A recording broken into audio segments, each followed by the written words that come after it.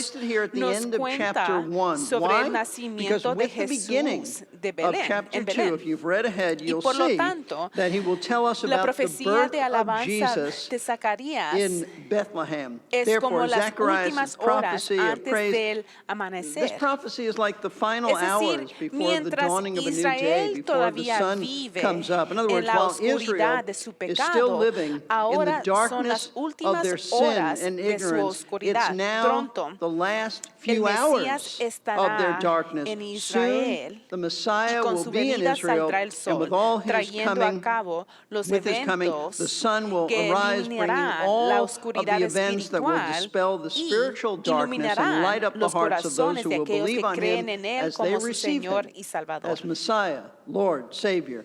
Y por lo Therefore, the tanto, esas relevance of palabras de these words alabanza of dadas por praise given by Zacarías, aunque Zacharias is fueron that dadas even hace though más de we are about 2000 2,000 years años, removed from this scene, and no we're certainly not somos Israel Israel awaiting the esperando first la coming primera of the venida del Messiah, Mesías, sino rather we are creyentes church-age esperando la believers segunda awaiting venida his del second coming. Señor. What Lo que Jesus Jesús logró spiritually accomplished for espiritualmente para Israel, for the Israel al Jewish venir al people, mundo by son coming las into the world, mismas those are the cosas very que same Él things he también has ha logrado already para nosotros, accomplished de modo for que us. en lugar So that de instead of simplemente just aprender por qué learning Zacarías what alabó a Zacharias has Dios en un praised God sentido for from a histórico, podemos historical unirnos standpoint, en la no, alabanza a we join Dios. him. We Porque join estas in praising realidades God because espirituales these también spiritual son realities para are for us nosotros as también. well. That's why Y es muy importante. Y tal como les dije la semana pasada, que deben tener un hábito diario en alabar a Dios por las cosas que Zacarías lo alabó. Y nuevamente les insisto que lo hagan así. Comienza a alabar como a Zacarías, como un modelo para guiarte cómo y por qué alabas a Dios, al considerar todo lo que Él ha logrado por ti en Cristo. Ahora, quiero recordarles lo que aprendimos la semana pasada. Lo primero que Zacarías alabó a Dios fue por enviar a Jesús al mundo como nuestro redentor. Lucas 68.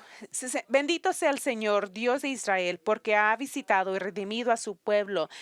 Ha levantado para nosotros un Salvador poderoso en la casa de su siervo David, tal como habló por boca de sus santos profetas que fueron desde antiguo.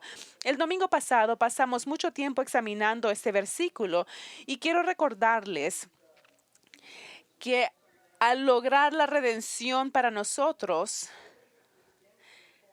Zacarías decía que Jesús nos ha liberado de la esclavitud de nuestros pecados al pagar el precio para liberarnos. Él pagó el precio para salvarnos y derramar su sangre y su vida. Y eso era el único pago que podría satisfacer la santa ira de Dios. Y Zacarías entendía que la redención sería realizada por Jesús, porque sabe el cumplimiento del pacto que Dios hizo con el rey David hace mucho tiempo, que el Mesías sería descendiente de David, tal como lo afirmaron todos los profetas, y Jesús era ese descendiente especial. Usando el lenguaje del Antiguo Testamento, Zacarías se refiere a Jesús como el cuerno de la salvación, como un animal poderoso que baja los cuernos y ataca a sus enemigos. Cristo, por el poder de la cruz, ha derrotado a todos los enemigos espirituales que una vez mantuvo a su pueblo en esclavitud, nuestro pecado, Satanás y el temor de la muerte. Pero para una redención y salvación tan grande tenemos que unirnos con Zacarías para alabar a Dios, porque al redimirnos y salvarnos, el Señor nos ha liberado de la esclavitud, de nuestros deseos, de nuestras lujurias. Él nos ha capacitado para vivir libres, para obedecer a Dios, ya que nos ha dado una nueva naturaleza que nos da poder para caminar en obediencia, y ha reemplazado el pecado y Satanás como nuestro maestro, y ahora Él mismo es nuestro maestro y rey. Y así, después de alabar a Dios por mandar a Cristo para redimirnos, ahora Zacarías alaba a Dios por la venida del Mesías al mundo y por nuestra salvación. Versículo 71. Salvación de nuestros enemigos y de la mano de todos los que nos aborrecen. A como descubrimos el domingo pasado, la salvación que habla Zacarías está alabando tiene que ver con liberar a Israel de sus enemigos o los que la odian. Y a partir de su conocimiento limitado, asume que cuando llegue el Mesías, también llegará su reino en la tierra. Y con la llegada de su reino vendrá la derrota de todos los enemigos de Israel. Sin embargo, lo que Zacarías no sabe es que la mayoría de su nación rechazaría a Jesús como el Mesías y lo entregarían a las manos de los romanos para que lo crucificaran. Pero 3 días después de su muerte, Jesús resucitará entre los muertos y después de 40 días regresaría al cielo. Y ahora esperamos la promesa de su segunda venida, sabiendo que cuando Él regrese, no solo salvará espiritualmente al pueblo judío, porque lo reconocerán como su Mesías y lo abrazarán, sino que en ese momento Él también los salvará físicamente de sus enemigos, específicamente el anticristo y todos aquellos que se unirán con él para perseguir al pueblo judío durante el horrible periodo de la tribulación. Y esta salvación, tanto en lo espiritual como en lo físico, en relación con el trato de Dios con Israel, debemos unirnos a Zacarías para alabar a Dios. ¿Por qué? Porque la salvación de Israel revela mucho acerca de Dios en términos de su carácter, como veremos hoy en nuestro estudio. Aquí es donde nos paramos el domingo pasado, mientras Zacarías continúa alabando a Dios.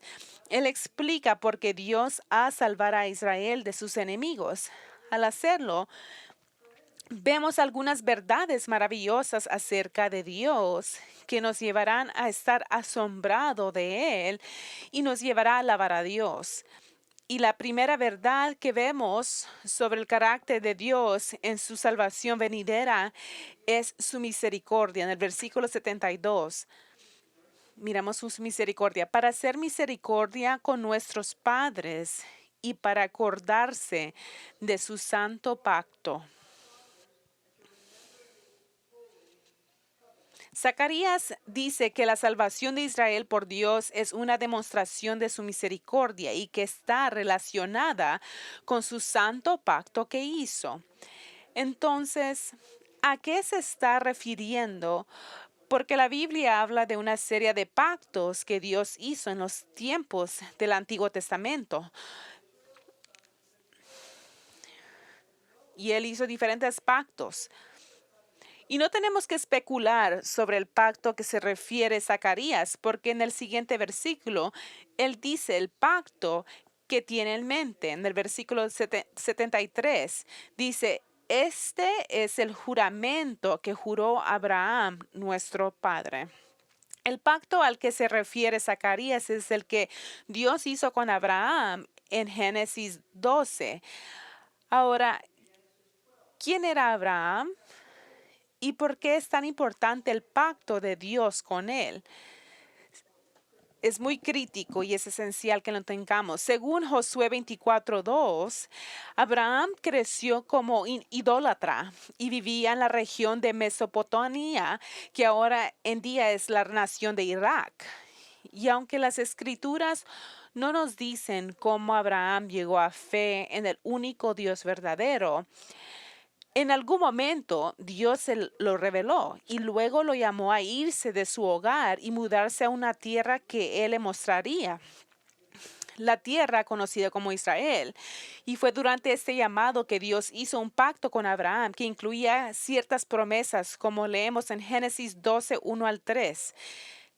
Entonces el Señor dijo a Abraham, vete de tu tierra, de tu parentela y de la casa de tu padre, a la tierra que te mostraré. Yo haré de ti una gran nación, te bendeciré y engrandeceré tu nombre, y serás bendición. Bendeciré a los que te bendigan, y a los que te maldigan maldeciré, y en ti serán benditas todas las familias de la tierra. Ahora, estas son las promesas que Dios le hizo a Abraham, y es conocido como el pacto abrahámico. El Señor prometió que le daría a Abraham y a su descendencia una tierra propia, la tierra de Israel. Y Él prometió que haría de ellos una gran nación, que es la nación de Israel.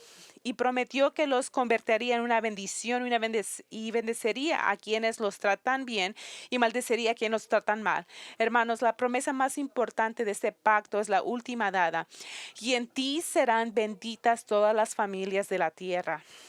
Y el significado de esta promesa es que uno de los descendientes de Abraham descendería a las familias de toda la tierra, tanto los gentiles como los judíos, porque ese único descendiente les traerá la salvación. El Nuevo Testamento deja muy claro que este descendiente es Jesús. Hasta Mateo se refiere de Jesús en su evangelio como el hijo de Abraham. Y en su carta a los Gálatas, el apóstol Pablo afirmó que esta promesa hecha a Abraham tuvo que ver con la salvación en Cristo. En Gálatas 3:8 miramos, dice, y la Escritura, habiendo previsto que por la fe Dios había de justificar a los gentiles, anunció antemano el evangelio a Abraham, diciendo, en ti serán benditas todas las naciones. Aunque Dios presentó por primera vez el pacto de Abraham en Génesis 12, no fue hasta Génesis 15 que Dios realmente ratificó el pacto y afirmó que era un pacto incondicional, significando que no dependía de Abraham o de sus descendientes, porque Dios guardaría el pacto sin importancia del comportamiento de ellos.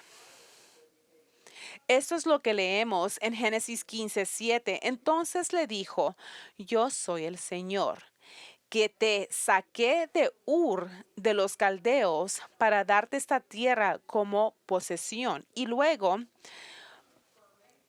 observe la respuesta de Abraham en el versículo 8. Y él respondió, oh Señor Dios, ¿cómo sabré que yo la he de poseer? Ahora, esto no fue un acto de incredulidad por parte de Abraham, porque no hay ninguna corrección de Dios. Abraham simplemente pidió a Dios algún tipo de seguridad de que él poseería la tierra y Dios se la dio. Y Dios le dio la respuesta. Génesis 15:9-18. Le respondió, tráeme una vaquilla de 3 años, una cabra de 3 años y un carnero de 3 años, una tortola, un pinchón. Él tomó todos estos animales, los partió por la mitad y puso cada mitad uno frente a otro, pero no partió las aves. Entonces descendieron unos vitueres sobre los cuerpos muertos y Abraham los ahuyentaba. Pero cuando el sol estaba por ponerse, cayó sobre Abraham un sueño profundo y he aquí que se apoderó de él el terror de una gran oscuridad. Entonces Dios le dijo a Abraham, ten por cierto que tus descendientes serán forasteros en una tierra que no será suya, de Egipto, y los esclavizarán y los oprimirán 400 años. Pero yo también juzgaré a la nación a la cual servirán, y después de eso saldrán con grandes riquezas. Pero tú irás a tus padres en paz y serás sepultado en buena vejez. En la 40 generación volverán acá, pues hasta ahora no ha llegado el colmo de la maldad de los amorreos. Y sucedió una vez que el sol se puso y hubo oscuridad de aquí, apareció un horno humeante. Una antorcha de fuego pasó por el medio de los animales divididos. Aquel día el Señor hizo un pacto con Abraham. En respuesta a la pregunta de Abraham, Dios hace algo que nos parece extraño, pero estaba de acuerdo con la forma en que los pactos se confirmaban en el Medio Oriente de la antigüedad. Y es necesario que entendamos cuál era esta costumbre y lo que hizo Dios, porque nos da una idea del carácter de Dios y el pacto incondicional que hizo Dios con Abraham. Entonces, ¿cuál es el significado de esta ceremonia inusual?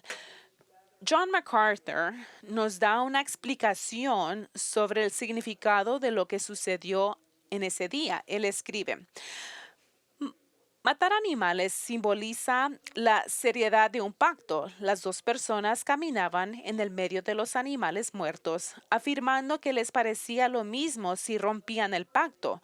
Pero en este caso, solo el horno humeante y una antorcha de fuego que representaba la presencia de Dios, pasaron entre las partes de los animales muertos. Abraham fue anestesiado divinamente. El pacto era autónomo, una promesa irrevocable hecha por Dios solo y que no dependía de Abraham. Ahora, las palabras de John MacArthur nos ayudan a entender el significado de esta ceremonia, pero quiero que escuchen otro comentario sobre la seriedad de lo que Dios estaba comunicando con Abraham. R.C. Sproul explica con palabras dramáticas lo que Dios realmente estaba diciendo a Abraham en esta ceremonia. Y él dice aquí para explicar lo que Dios le estaba diciendo a Abraham. Estoy haciendo un pacto contigo, Abraham, y lo que estoy diciendo es que si no cumplo mi palabra, si no cumplo mi promesa, que me rompan en pedazos tal como tú cortaste por la mitad esta novilla, este carnero, esta cabra, que el Dios inmutable sufra una mutación permanente, que el infinito se rinda a lo finito y lo inmoral a la mortalidad.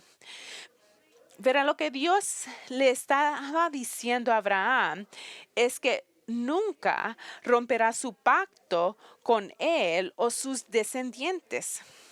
Sin embargo, fue tan importante esta ceremonia en comunicar la naturaleza incondicional del pacto, Dios hizo algo más, en dejarle claro a Abraham que él cumpliría sus promesas a Israel, y lo encontramos en Génesis 22.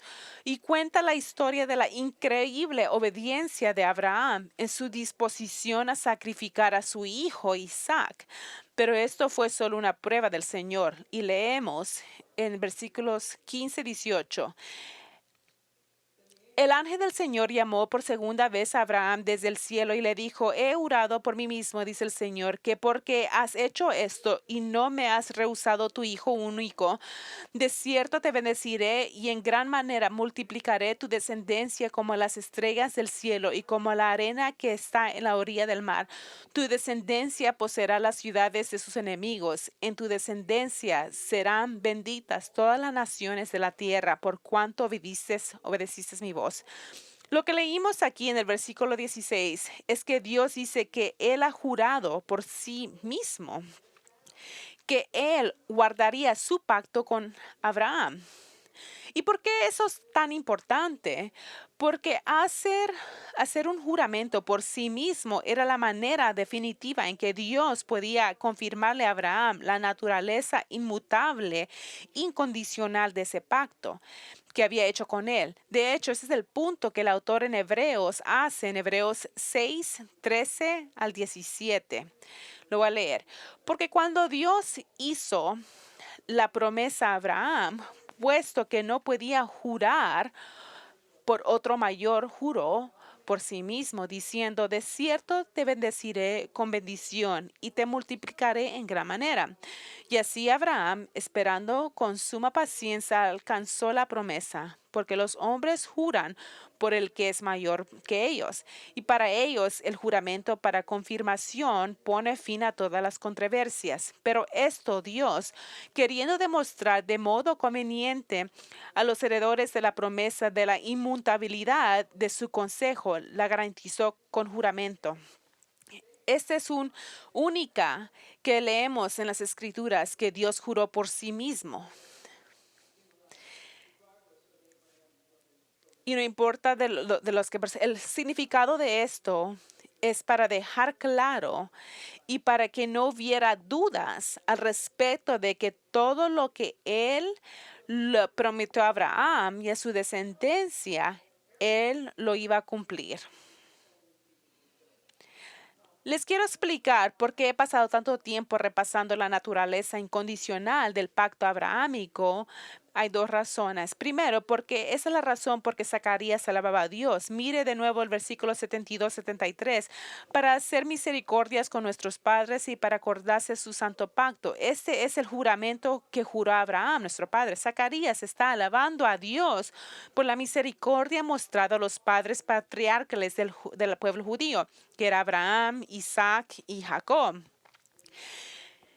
Y la misericordia por la cual lo alababa era la compasión y la bondad de Dios al dar la salvación en el Mesías a todas las familias de la tierra. Hermanos, Dios ha prometido ser misericordioso con personas como nosotros, personas que no merecen misericordia debido a nuestra rebeldía. Y ha demostrado su misericordia al enviar a Cristo al mundo para morir por nosotros pecados y luego salvarnos del castigo de nuestro pecado. El pacto abrahámico es un pacto de misericordia, ya que Dios promete guardar su palabra para bendecir a Israel y salvar a su pueblo. Y cuando alabamos a Dios para nuestra salvación, debemos alabarlo con su misericordia al salvarnos, porque es muy bondadoso y podemos estar seguros de que Él cumplirá su palabra de misericordia para con nosotros y para Israel. Pero hay otra segunda razón por la que he pasado tanto tiempo explicando la naturaleza incondicional de las promesas hechas para Abraham y Israel. Es porque no todos los cristianos creen que esto sea el caso. Verá, muchos hoy creen que Dios ha rechazado a Israel y la ha desechado debido a su rechazo de Jesús como Mesías y ha reemplazado a Israel con la iglesia. De modo que la iglesia ahora es la receptora de todas las promesas hechas al pueblo judío en el Antiguo Testamento. Esa es la opinión de muchos de nuestros hermanos reformados, con quienes estaríamos de acuerdo en las doctrinas de la gracia, la salvación y muchas otras verdades de las Escrituras. Sin embargo, no deberíamos estar de acuerdo con ellos en su punto de vista de Israel, porque estar de acuerdo con ellos en que Dios ha abandonado a Israel y la ha reemplazado con la iglesia no es solo una enseñanza ajena de las Escrituras, sino que está de desacuerdo con el apóstol Pablo. Digo esto porque Pablo enfrentó el mismo problema en su día, que algunos decían que a la luz del rechazo de Israel a Jesús, Dios había rechazado al pueblo judío. Pero Pablo no estuvo de acuerdo con esto y explicó por qué esto era erróneo. En Romanos 11:1, Pablo comienza el capítulo haciendo la misma pregunta que algunos se hacen hoy mismo. Y él preguntó, ¿acaso rechazó Dios a su pueblo? Pablo hace esta pregunta después de explicar en los capítulos 9 y 10 que la mayoría del pueblo judío rechazó a Jesús como su Mesías y que la nación permanece en la incredulidad y todavía tratan de establecer su propia justicia. Y aunque muchos responderían a la pregunta de Pablo diciendo, sí, Dios ha rechazado a su pueblo debido a su incredulidad, el apóstol respondió a su propia pregunta con un no. Observe lo que sigue a su pregunta en el versículo 1. Y dice, ¿acaso rechazó Dios a su pueblo? De ninguna manera. Usando la forma más fuerte de decir no en el idioma griego, Pablo declara que Dios no ha terminado con Israel. De hecho, la forma en que expresó sería algo como decir ciertamente no o decir para de pensar eso, ni siquiera pienses en tal pensamiento. El apóstol afirma de que Dios no ha desechado a Israel y él defiende su posición probándolo. La manera que demuestra su punto es presentando 3 líneas de evidencia. Primero, puedes escribir esto. Primero se presenta a sí mismo como prueba. Hay que ver al final versículo 1. Porque yo mismo soy israelita de la descendencia de Abraham, de la tribu de Benjamín. Ahora, lo que Pablo está argumentando al mencionar a sí mismo es que si dices que Dios ha rechazado a Israel debido a su rechazo a Jesús, ¿cómo explicas mi conversión a Cristo? Porque aunque soy un israelita de la tribu de Benjamín, en un momento fui una persona judía de mi generación que más rechazó a Cristo y sin embargo el Señor me salvó. Entonces, no es cierto que Dios haya rechazado al pueblo judío por su incredulidad, porque Pablo fue una ilustración viviente de la misericordia y paciencia de Dios al salvar a los pecadores judíos que rechazaron a Cristo. Ese es su primer punto. La segunda dice, si Israel ha estado puesto para rechazado, mírame a mí. Porque yo no fui puesto por mi incredulidad. Dice, mi conversión prueba que el Señor no se ha acabado con Israel. La segunda línea de evidencia que Pablo da para probar que Dios no ha rechazado permanentemente a Israel por su rechazo a Jesús es que en cada generación Dios ha preservado para sí mismo un remanente. Es decir, una pequeña minoría de judíos que creen en él. Note lo que Pablo dice en Romanos 11, 2 al 6.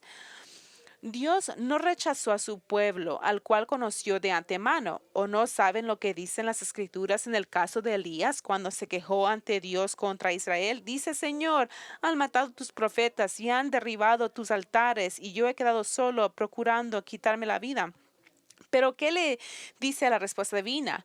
He dejado para mí 7,000 hombres que no han doblado la rodilla delante de Baal. Y así también en este tiempo presente se ha levantado un remanente según la elección de gracia. Y así es, por la gracia no procede de las obras de otra manera. La gracia ya no sería gracia.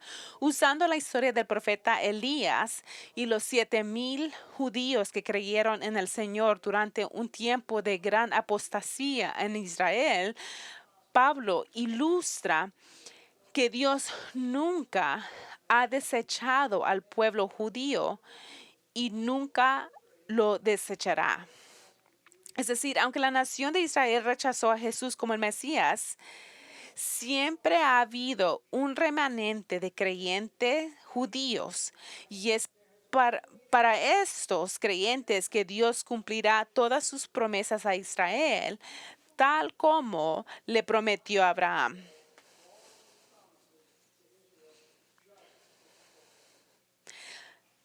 La tercera línea de evidencia que Pablo da para probar que Dios no ha rechazado a Israel por su rechazo a Jesús se encuentra en Romanos 11, 7 al 10. ¿Qué pues? Lo que Israel busca, eso no alcanzó, pero los elegidos sí lo alcanzaron y los demás fueron endurecidos. Como está escrito, Dios les dio espíritu de estupor, ojos para no ver, oídos para no oír, hasta el día de hoy. Y David dice que su mesa se convierta en trampa y red, en tropezadero y retribución para ellos.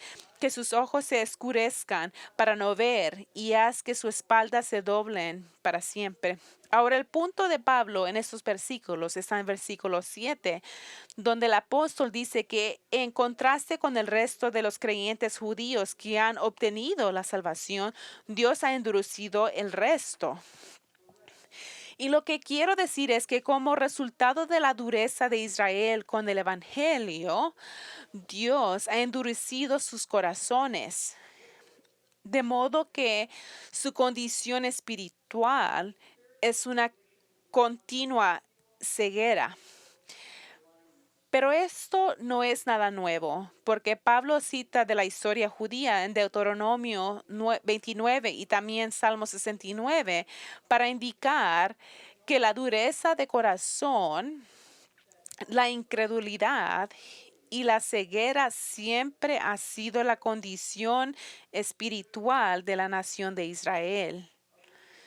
El punto que Pablo está haciendo es que el rechazo de Jesús por parte de Israel no resultó en que Dios hiciera a un lado a la nación, sino su rechazo al Mesías fue por su condición de su ceguera y dureza de corazón y no la causa de ello. Es decir, la incredulidad por parte de Israel no es nada nuevo, porque la gran mayoría de los israelitas siempre han sido desobedientes y rebeldes a la palabra de Dios, dado que La incredulidad de la nación nunca canceló las promesas de Dios a Israel.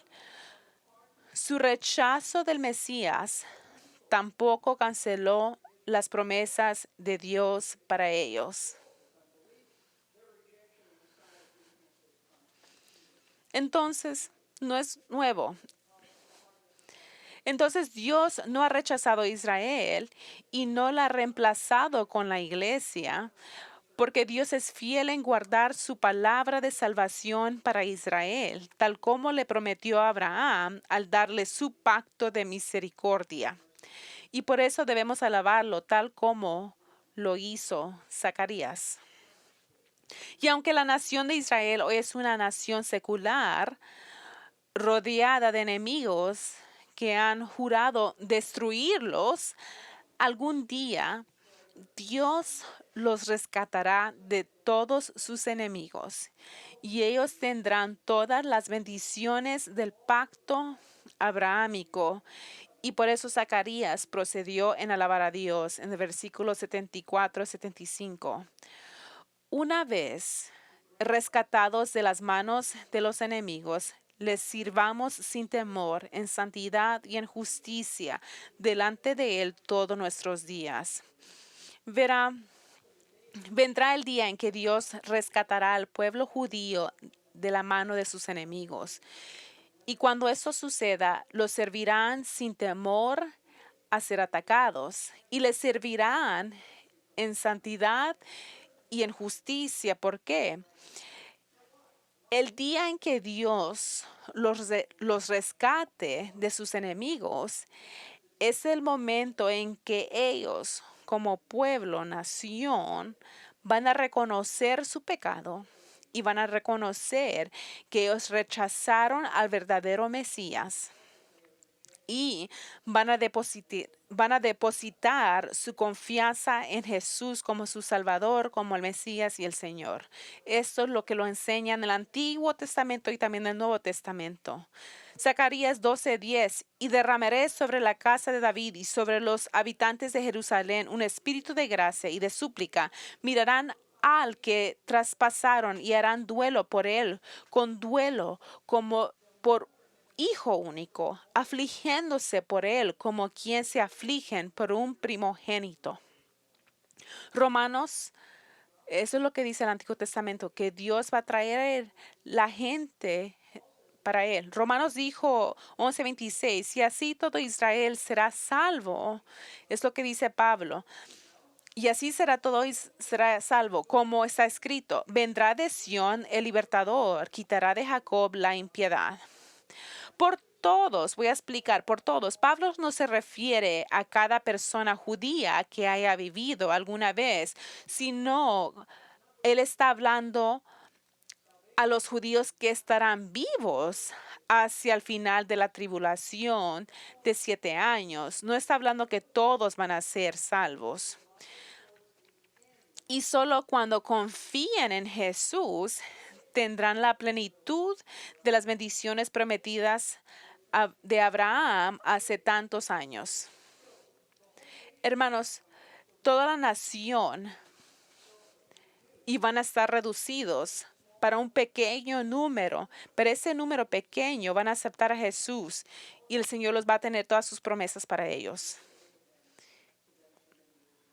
Hermanos, ustedes y yo deberíamos estar alabando a Dios porque Él no solo es misericordioso para salvar a los que una vez lo odiaron, sino que también es fiel para guardar su palabra, a pesar que Israel no ha sido infiel durante tantos años.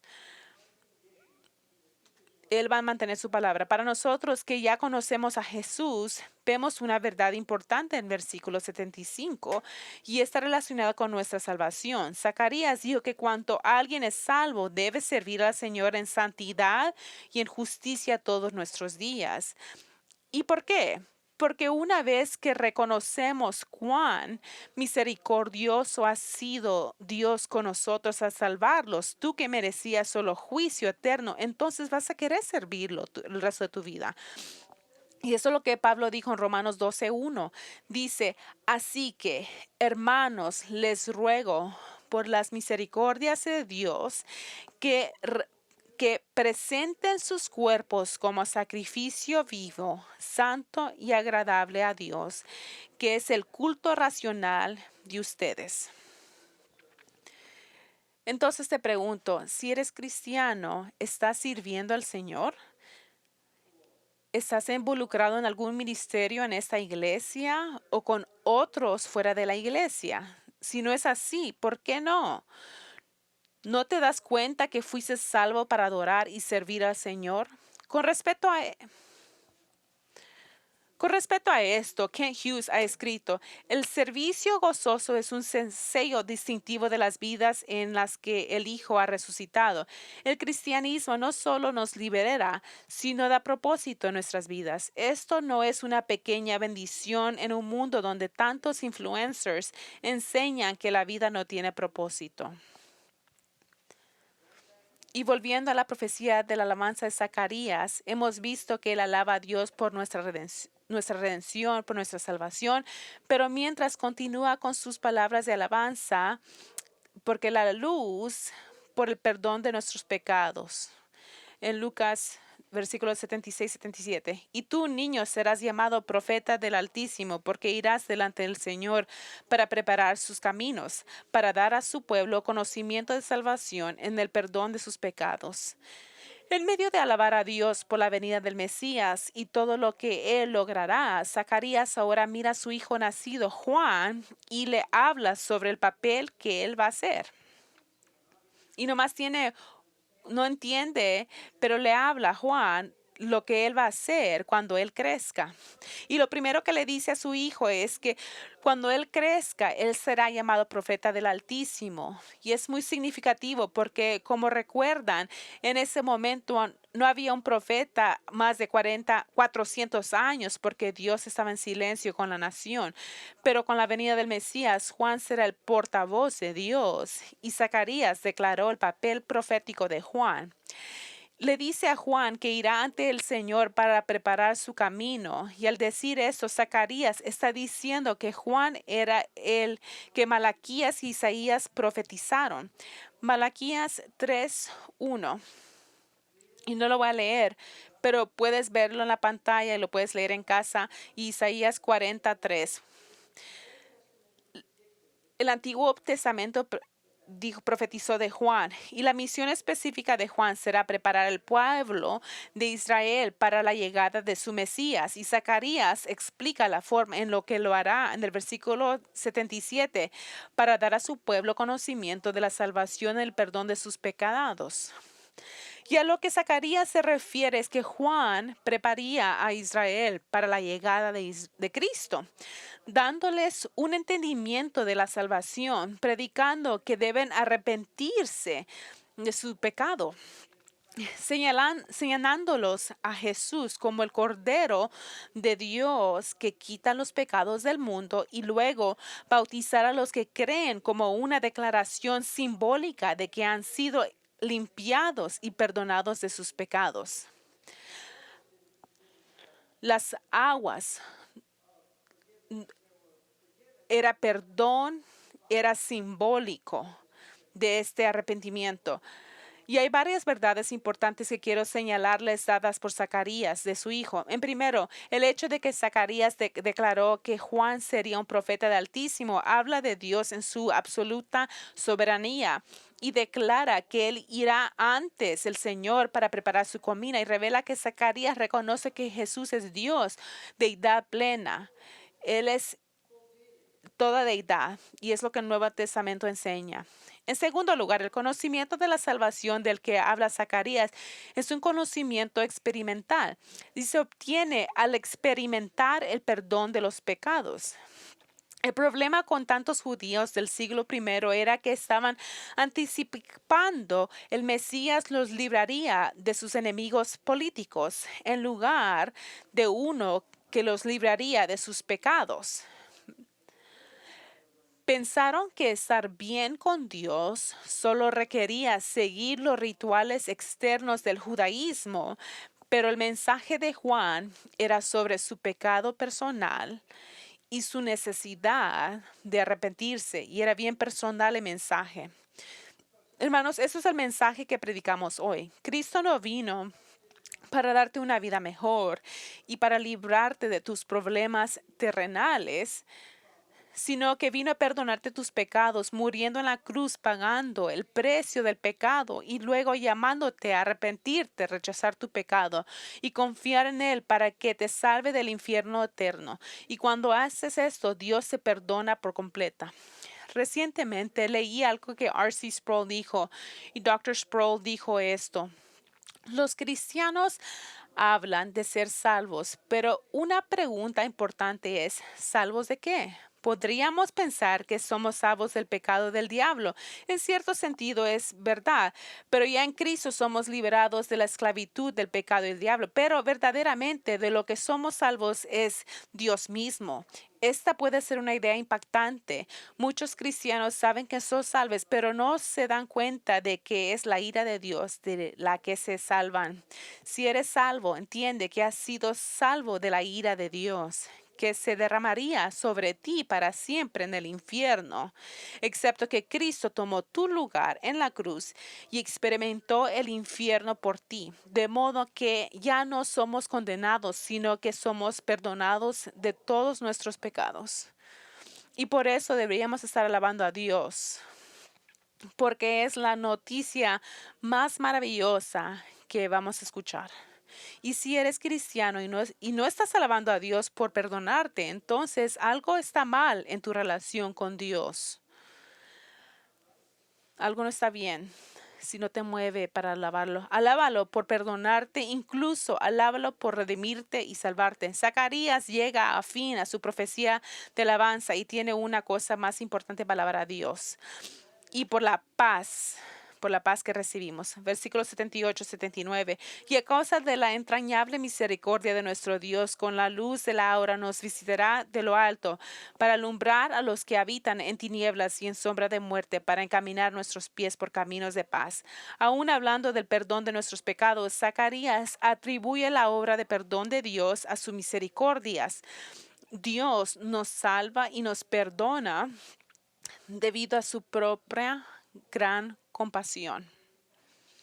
Y eso es exactamente correcto.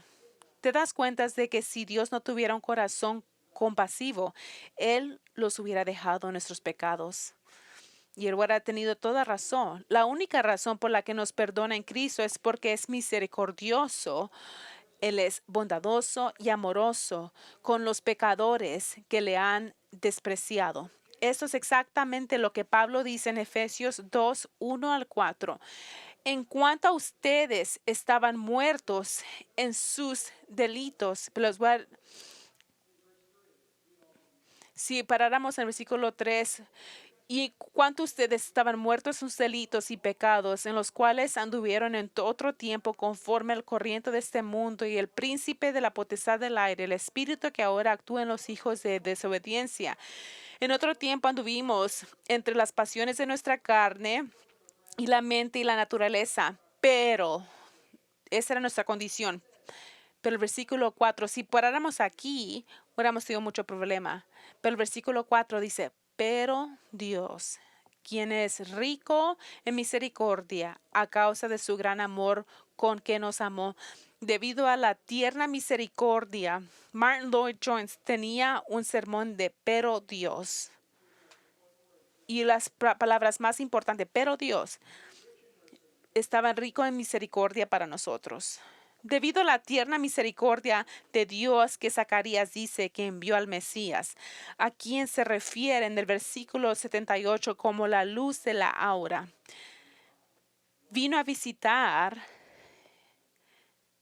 a Israel para brillar la luz del glorioso evangelio en sus oscurecidos muertos corazones, con el resultado de que aquellos que aceptaron a Jesús como el Mesías ya no caminaban en tinieblas, porque como dice Zacarías, Él caminaba nuestros pies por caminos de paz. Hermanos, eso es lo que Jesús ha hecho por nosotros. Ya no tropezamos en la oscuridad de nuestro pecado e ignorancia. Llegar al Salvador tenemos la redención, la salvación, el perdón de nuestros pecados y eso nos da una paz increíble. Es decir, mientras que antes estábamos sentados en los pozos de la tristeza, oscuridad y desesperación, porque no teníamos esperanza, pero ahora estamos en la pie y caminamos en el camino de la paz, porque tenemos la luz del cielo guiando nuestros pasos, y por esta paz debemos estar alabando a Dios, como lo hizo Zacarías. Y con esas palabras sobre la paz, la profecía de alabanza de Zacarías ha terminado. Después de esto, no escuchamos más de Zacarías en el Evangelio de Lucas. Y no será hasta el capítulo 3 que Lucas nos hablará sobre el ministerio de Juan el Bautista. Sin embargo, con el cierre de este capítulo, Lucas nos dice sobre la infancia de Juan el Bautista, versículo 80. Y el niño crecerá y se fortalecerá en espíritu y estaba en el desierto hasta el día de su manifestación a Israel.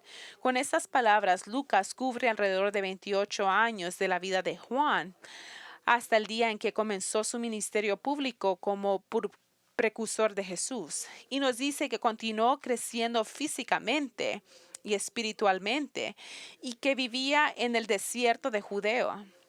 Ahora, Lucas no nos dice por qué vivía en el desierto, pero lo más probable es que se haya quedado huérfano a una edad temprana, ya que sus padres eran viejos cuando nació, y por lo tanto fue criado por aquellos que vivían en el desierto.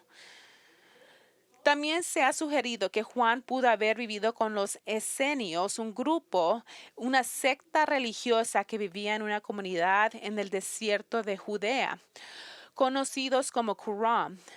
Y si han ido a Israel, saben de la área Qumran. Y si eso fue el caso, no tenemos forma de saberlo, pero cuando Dios lo llamó para comenzar su ministerio, Juan salió del desierto y se alejó de quien quiera estuvo viviendo y comenzó a proclamar el mensaje: arrepiéntanse porque el reino de los cielos se ha acercado.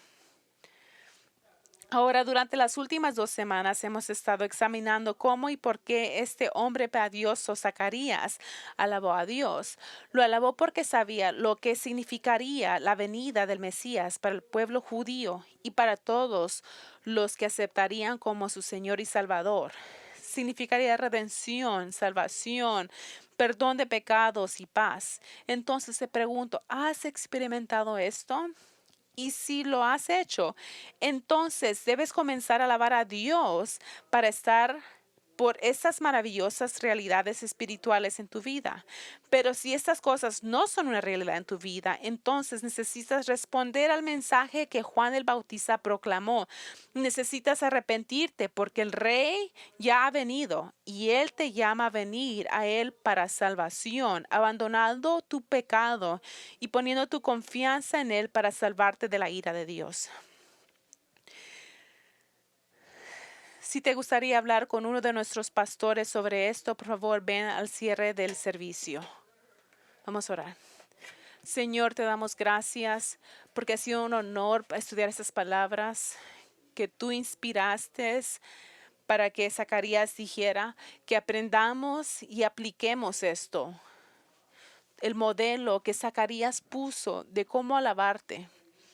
Y podemos reconocer que no nomás es por nosotros de pedir peticiones de cosas que hagas, pero tú quieres nuestra alabanza y que muevas nuestros corazones para que hagamos esto, para que te dé delicia. Te queremos agradarte. Y oramos para los que no te conozcan, que te puedan reconocer que hay algo vacío en sus corazones y no tienen un propósito en su vida, y que tú los lleves a ti y que puedan conocerte y tú perdones los pecados de ellos. Y oramos todo esto en el nombre del Señor Jesús. Amén.